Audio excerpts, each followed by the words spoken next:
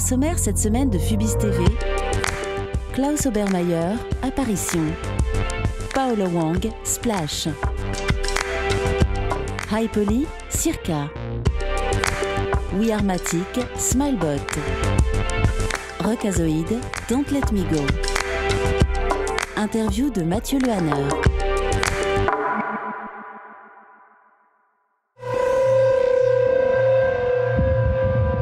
Depuis plus de 20 ans, l'artiste Klaus Obermeier, à la fois réalisateur, chorégraphe et compositeur, cherche à repousser les limites de la danse et de son interprétation.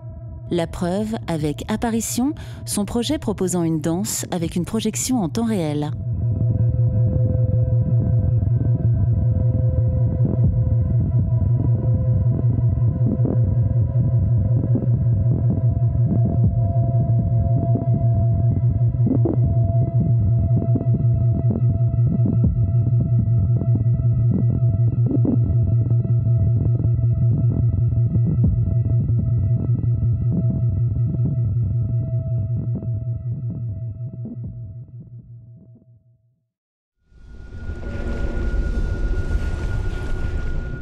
Paolo Wang nous propose avec cette vidéo Splash de découvrir sa maîtrise incroyable de la modélisation et du travail 3D des fluides. Une création nécessitant l'utilisation de plusieurs logiciels pour un rendu d'un réalisme époustouflant.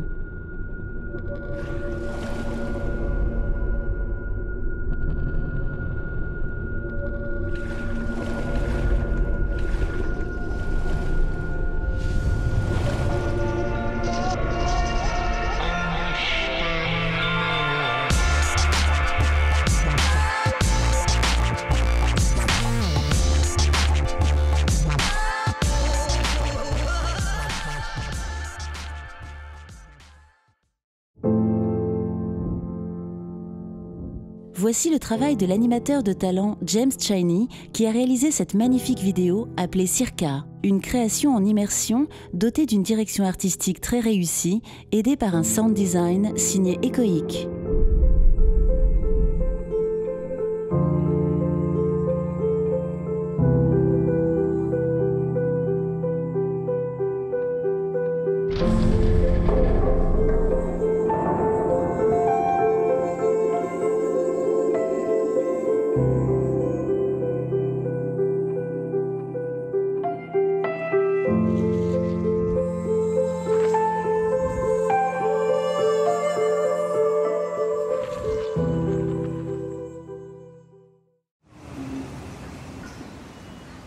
Les équipes du studio We Are Matic ont imaginé cette machine appelée Smilebot afin d'insuffler un peu de bonheur et quelques sourires.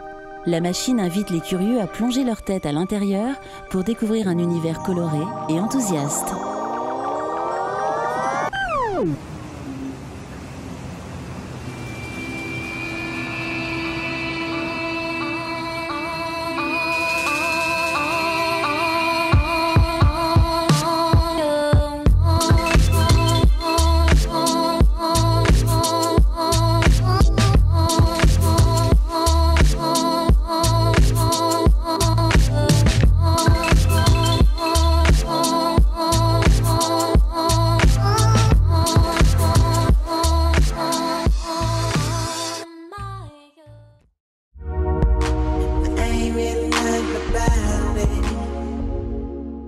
Alexander Dwek-Minor, plus connu sous le nom de The Crystal Beach, a imaginé ce clip visuellement impressionnant, illustrant le morceau Don't Let Me Go de Rockazoid.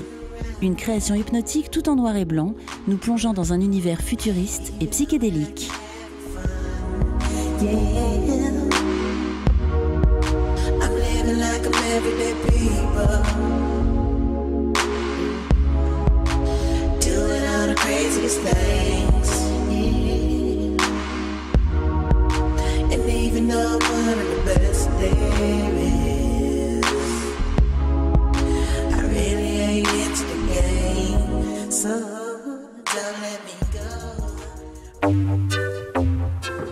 Interview et rencontre cette semaine sur Fubis TV du designer français Mathieu Lehanner dans ses bureaux parisiens. On est ici 6 personnes et qui sont essentiellement des designers et designers intérieurs. Donc c'est vraiment agence de design. On est à la fois dans un lieu assez, effectivement, assez blanc, assez vierge. Alors, il y a des choses un peu étranges qui parcourent ce lieu-là, mais il ne faut pas voir cette sorte de blancheur ici, en tout cas, comme une science-fiction ou comme une sorte de désir de laboratoire, mais dans la capacité de la feuille blanche d'être ouverte à tout. C'est à chaque fois une histoire, c'est à chaque fois un scénario à mettre en place, c'est à chaque fois une sorte de chose qui va échapper à l'objet. C'est-à-dire que l'objet n'est qu'une forme, n'est qu'un peu de matière inerte, n'est qu'une chose en soi, donc c'est pas toujours très intéressant.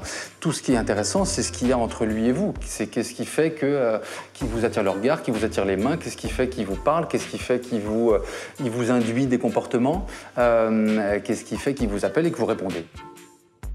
Le design, finalement, est une profession à la fois sublime, à la fois catastrophique, parce qu'évidemment, elle est dans cette pulsion permanente de produire plus et plus de choses.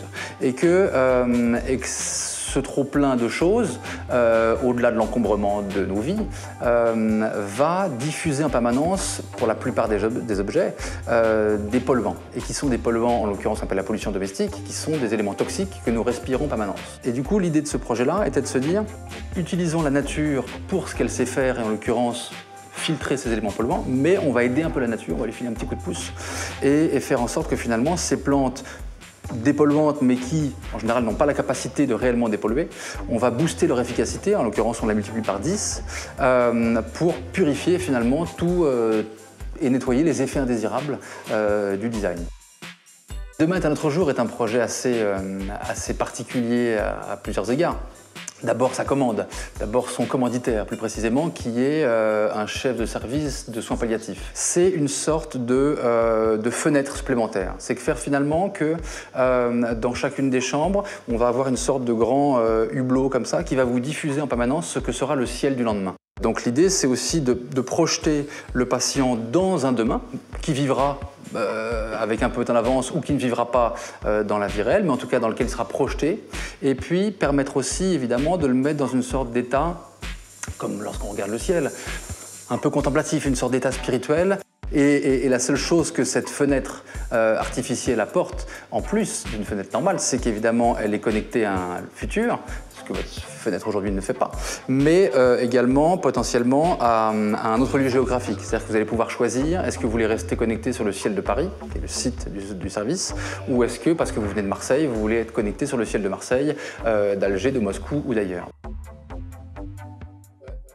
L'électrique qui vient d'ouvrir, c'est une sorte de grand penthouse de 1000 m², avec une vue sur Paris qui est absolument plus belle que dans les rêves les plus fous, et qui est un lieu qui est à Porte de Versailles et qui accueille des événements, des fêtes, des banquets, des restaurants éphémères, etc. C'est un lieu dont finalement le plus gros challenge était de faire que le lieu puisse vivre de jour, en plein soleil, et puisse vivre aussi en pleine nuit dans un club. Donc il fallait qu'on puisse passer finalement du grand banquet festif, du resto éphémère, au club électro le plus obscur. Et ça, c'est une chose qui finalement n'existe pas dans la vie réelle. C'est-à-dire que vous prenez n'importe quel lieu de nuit, mettez-le en plein jour, je vous jure que ça va vous faire peur. Prenez n'importe quel lieu de jour, mettez-le en pleine nuit, il n'y a pas beaucoup de force. Donc c'était finalement d'arriver à faire une sorte de forêt comme ça, magique, hantée et enchantée, qui fait que qu'en plein jour, elle vous envoie des signes de forêt et de vue. Vous êtes effectivement entre le ciel et la terre, parce que vous êtes au 4e étage, vous surplombez Paris.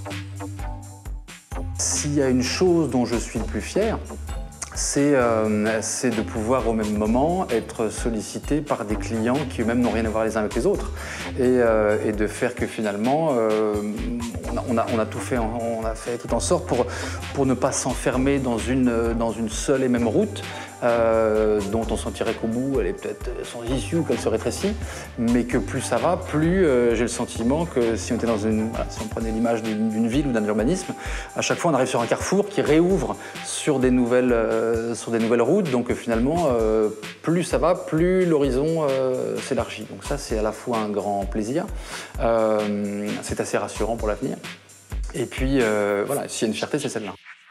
Rendez-vous au prochain numéro de Phubis TV. À bientôt.